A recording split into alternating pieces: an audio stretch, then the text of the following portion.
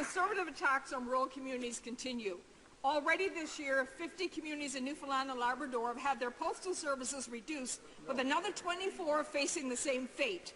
Canada Post is often the only federal presence in these towns, and courier and internet services are limited or simply don't exist.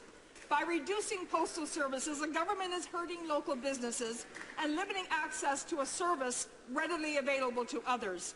Why does this government insist on treating rural Canadians as second-class citizens? The Honourable Minister of Transport. Thank you, Mr. Speaker.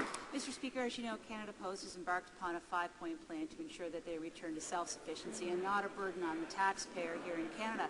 But more importantly as well, Mr. Speaker, they are charged with ensuring that the rural moratoriums stay in place, and indeed it does. Those are protected communities in which these services will not be suspended. Indeed, it's our government who put that in place and gave it some teeth. So it's a very important part of our policy here. And finally, I would say, Mr. Speaker, you know, when you take a look at the amount of service that is provided, it is important to note that in the province of Newfoundland and Labrador, there are more Canada Post outlets than there are schools. Wow.